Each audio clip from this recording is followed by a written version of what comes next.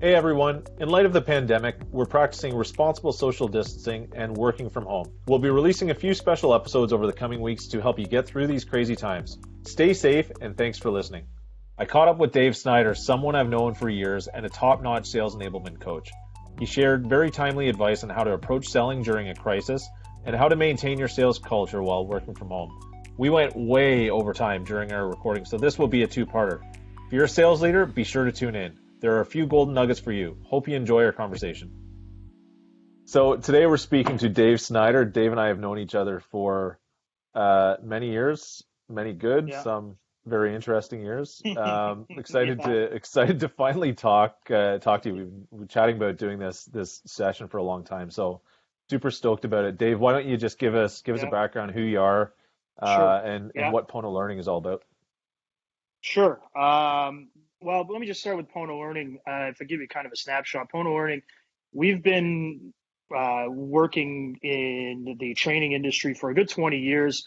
Up until last year, we had to rebrand. We were working under Edge International, my brother and I, and we had made some changes to the business, and we rebranded to Pono Learning as we branched off.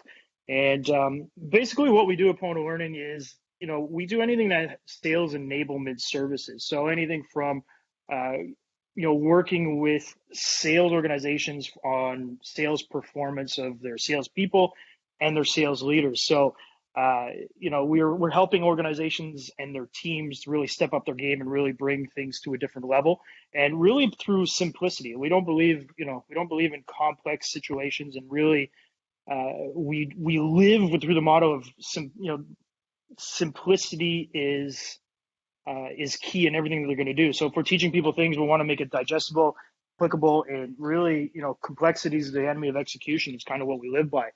So, we really help organizations maximize their ROI on their people, and we do things from sales training and sort of large groups, team coaching, individual one-on-one coaching, and any general sales enablement services that customers may need. So everybody is kind of different. So what's really cool is there's not necessarily an out-of-box product. We really specialize in customization. So I have this a lot. In the old elevator pitch when I travel all across the country, as you know, Scott. And people always ask me, like, what do you do? And I talk to people with sales enablement. They're like, oh, I don't understand what that is. What the heck is sales enablement? Yeah. Services, I put it in a pop culture reference, kind of tell them that I'm like the Ray Donovan of sales. So they're almost like the sales fixers. So, so it's kind of, That's a and it good gets people thinking, explanation. right? Yeah. So, we don't do the same things that Ray Donovan would do. And for those that kind of watch that show, it's a little extreme. But we go in any situation where people need to really maximize their efforts and get an ROI. We'll come in and create something based on their current situation. So it's quite a hectic time for us now, as you can imagine, going through all this COVID-19 uh, roller coaster. Yeah, and so definitely first-hand experience of you guys coming in and being the fixers. One Yeah, thing that I always thought was cool with a lot of the training and the more consultative approach you guys take with your customers is yeah, the fact that you're always looking at who their customers are, not so much dealing yeah, with your immediate customer, which are the ones paying your bills, but really working with them on yeah. their customer experience. And so how do you kind of layer that into your overall coaching process?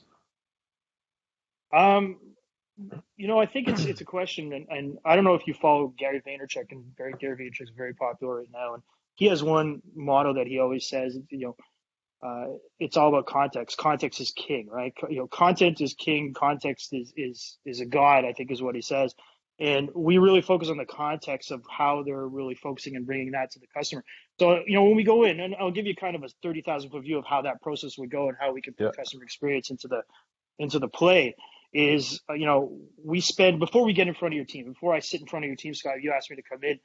There's an aspect that we'll do an understanding what your team is, but there's also a certain level of understanding who that customer is. So we'll interview Yep. sometimes end users and try to get into the persona of who that person is.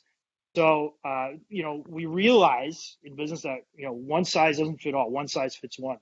So we can't necessarily take the exact same thing. Let's put it into wireless context, right? Because that's really what we're focusing on. And if you have two wireless dealers, regardless of what the carrier is, uh, there's unique advantages and unique cultures within each one of those dealerships. So, your end user might be the same. So, or or not, depending on regionalities. But we really put a lot of effort and a lot of hard work and blood, sweat, and tears, and really making it contextually sound and make sure that it resonates to the people that are actually going to be using this stuff, so that those people don't have to come in. And you see a Yep. lot of training companies do this, where they'll come in. It's like, here's an overall statement of what you should do, 30,000 foot view of it, and then they'll just send it out there and say, okay, good luck, try to make it Yep. work on your own. And then salespeople sit there and they're scratching their head, how do I make this work? And then it doesn't work. And then the sales leaders turn around and say, hey, I invested all this money in training. Yep. It didn't really pay off. There's no ROI in it. So I think that's kind of, that secret recipe, if you will, in the mix of trying to understand who your player is, and actually that I'm coaching, that I'm teaching now, but also understand who they're hunting for and who they're actually working for. For sure. And I think that's a big part that we've taken to heart at Statflo, that it's not just the training of here's how to sell something. It's more the reinforcement and coaching after the fact that's that's where you shine, and that's kind of a cool concept. So, fast forwarding into the last 3-4 weeks, I know you've been slammed. A bunch of your customers have reached out to you to do some different types of sales training. Yeah. A lot of your coaching is tied to, whether it's B2B or SMB, prospecting, customer outreach, or even working with retailers on similar approaches to sell more stuff. Do you think outreach is even appropriate right now? And why or why not? Yeah, that's a great question, because that's a lot of times that comes up. And it's funny, Scott, that in the current climate that we're living in right now, it's week to week, if not day to day, of how this, not necessarily how outreach is going to change, but what the messaging inside outreach. Because I think outreach is more important than ever right now, be it consumer, be it B2B. I think, it all depends on how your message is. I mean, you got to lead, obviously, with empathy. And now, because see where we were 3 weeks ago, everyone's like, okay, we got to shift. We got to really approach this with empathy and talk to our customers with empathy and empathize of how they're living through this. But what has happened, and it's funny because things have gone super fast compared to what normal climate would be. Now what happens is people are doing outreach, are doing the generic outreach, and our customers, be it consumer or business customers, are like, it's almost the eye roll, where there's like, oh yeah, hey, I hope you're doing well and your family's healthy. Let me tell you what a promo I have. So what we thought it 3 weeks ago, which was empathetic, saying, hey, I hope your family's doing well. Yeah. Now we've got to shift real soon, like I said, week to week. So now it's not just, hey, I hope your family's doing well. It's how do we put deeper and more meaning to it and more context to that message. So it's hope your family are doing well, and then now what else? So that's what we're really working on with customers, not just in wireless, but in other walks of life, and in businesses that are still up and running, which are essential services, to let people know that, hey, we're here to help, right? So not just, I know things are crazy. I know that's the last thing you want to talk about is spending a little more money. But if and when you do get to that point where you need help, we're here. One thing I am seeing now is that the need, or I guess it's a need, for community and sense of belonging is stronger than ever right now versus where we were even 3 weeks ago. Community is going to be the big card to play right now. And I don't want to say it doesn't sound very negative, but I think that's the card that we have to play.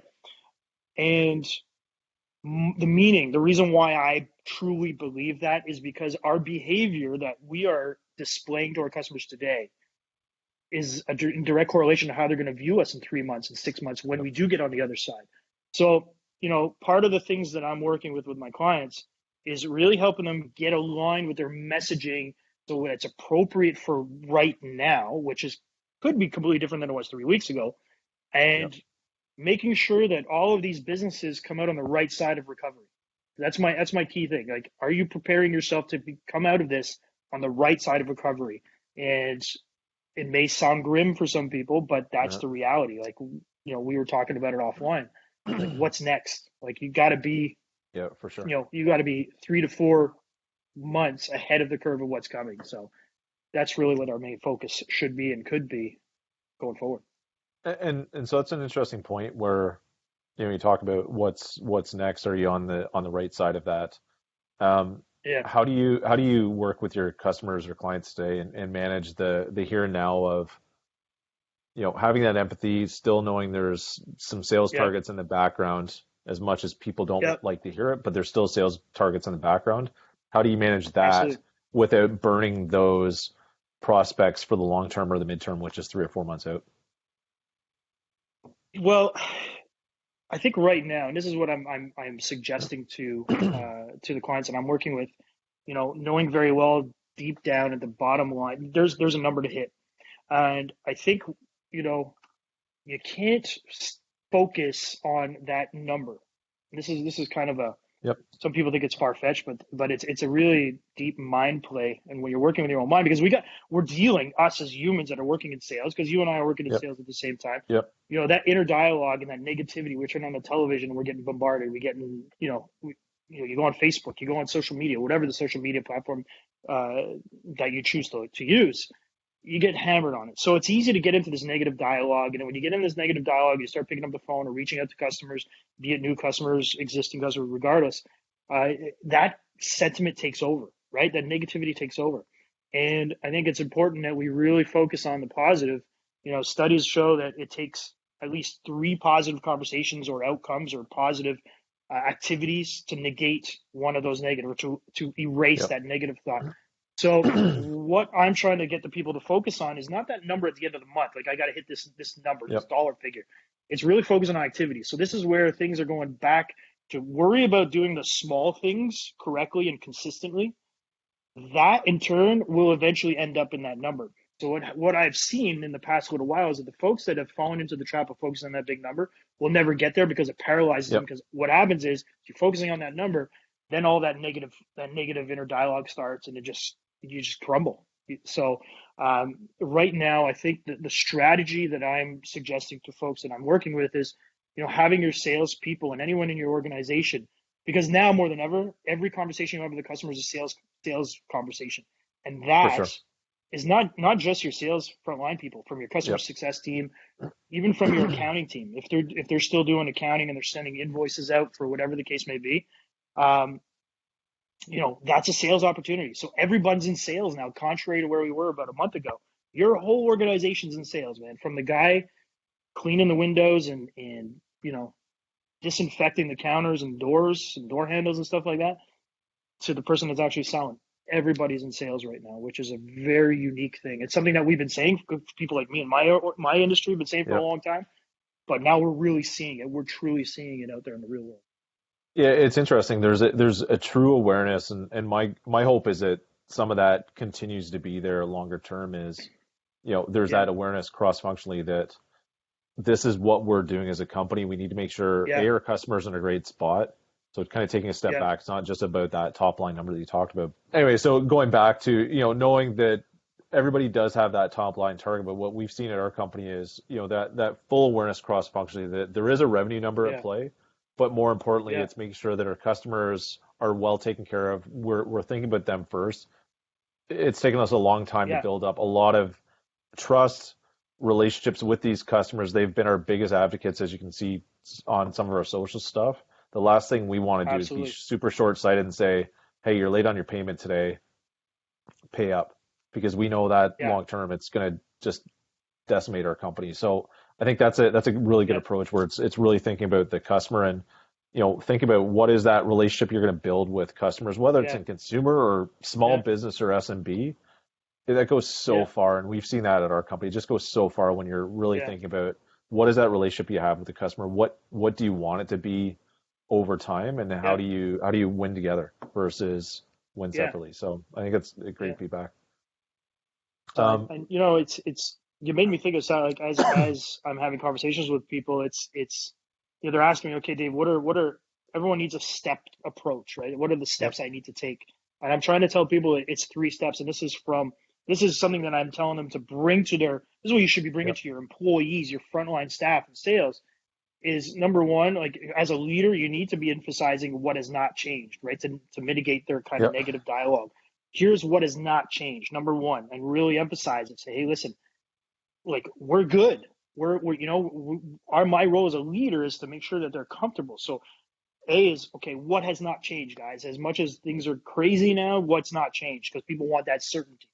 The second Yep. thing that I'm telling folks to do is make sure you're clearly articulate what has changed, explain to them what has changed, and how we as an organization or you as an organization are going to deal with it so that they can get that message across and sink in so they can in turn talk to their customers or your frontline customers. And the third thing, I think it's one of the most important, is make sure you're consistently doing what is best for your customer. Even though it Yep. sucks, you need the revenue, you need the numbers.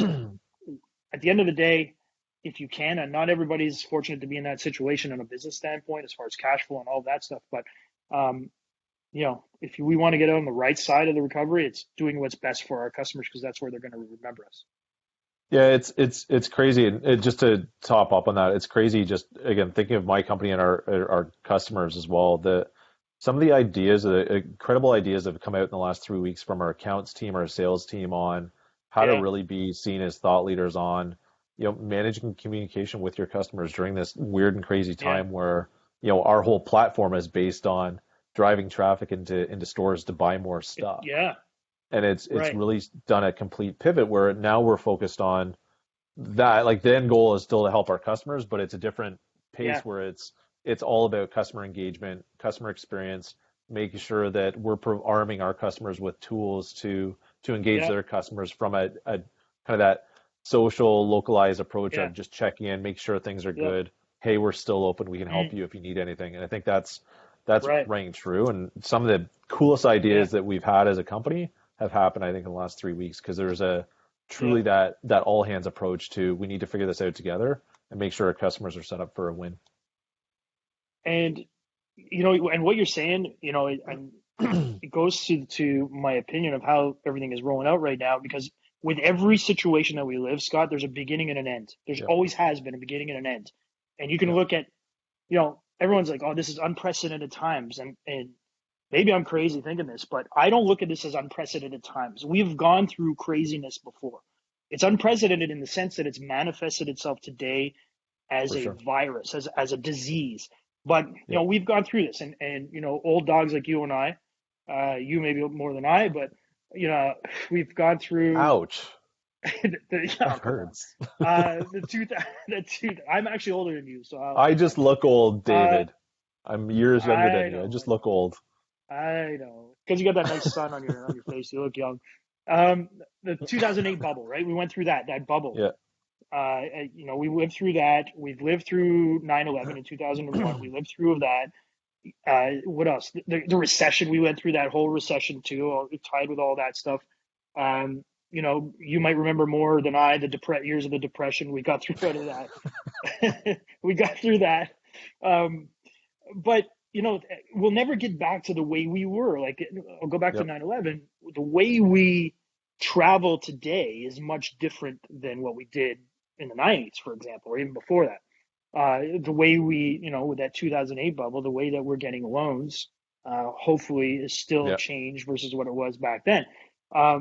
So, we'll recover out of this. You know what I mean? We'll recover out of this. And with that, and that's what I try to remind people, there is going to be an end to this. So how we approach what is going on and what we're doing, what's best for our customers, you know what I mean? That's what's really going to dictate how we're viewed, and that's our longevity in our business, respectively. So For sure. I think you and I come from the same kind of school of thought where it really is all genuine, kind of building real relationships with people. And it's interesting, you're yeah, seeing this with your customers, we're seeing it with ours, where yeah, they're relying on us saying, "Hey, how do we manage through this? What are your thoughts on managing, whether it's through training or through customer engagement?" They're looking to us as a yeah, trusted partner saying, "Help us get through this." And it's been mm, a really cool roller coaster ride to say the least on, yeah, helping out some of the biggest yeah, carriers on completely switching how they interact with customers and the tools they use yep, to, in the absolutely, US, curbside pick, a whole bunch of really crazy stuff that had never really been yeah, a thought and has just expedited things. So I think yeah, it's kind of it's been yeah. And highly that stressful, but interesting at the curbside same time. that curbside pickup I find so cool because you know McDonald's, and yes, okay, Yeah. I do eat a McDonald's, contrary to what you may see right here. You're like, Dave, you eat McDonald's? Yes, I do. Haven't in a while, but I remember seeing for the first time curbside pickup on Yeah. like in restaurants and stuff like that. Do you know what I mean? And I'm like, isn't that an interesting concept? But now we're starting to integrate in other parts of our lives, which is it's fascinating. So It, going back to all those different things that we've lived, like, Yeah. you know, they're looking to us, like folks like yourselves and ourselves over here, to like, where do we go? We need some guidance, right? We need some certainty. We need some guidance. And I always think, think back of all these different situations that have happened in the world, Yeah. and coming out of every single one of those tragedies, those tragedies paved the way for innovation, technological Yep. breakthroughs, just reorganizing. You know what I mean? Reorganizing of human behavior in our lives. So I had an interesting conversation the other day with a business owner, because he would call me all the time when we shoot the breeze, and he would tell me like, "Oh, Dave, I wish I could hit a mulligan. I wish I could pull out another ball, get back on the tee, and hit another ball. You know what I mean? Like start over, or redo." For sure. And it dawned on me. I'm like, never in my lifetime or maybe others, and I don't know, keep me honest on this, Scott, where we have lived a period of time where businesses have been able to put life on hold and rethink how they may be doing business. Because forever we've been trying to fix a plane while it's in the air. Like, oh shoot, I gotta change the way I'm doing business. I gotta change, I gotta shift, I gotta pivot. Now the world has forced businesses to rethink the way they're going to market, which is, it's for me, it's fascinating. I maybe I'm crazy and I'm looking at the world through pink glasses here, but I look at this as a great opportunity. It's forcing people and entrepreneurs and business owners to rethink how we're doing things, which is that is unprecedented in my honest opinion.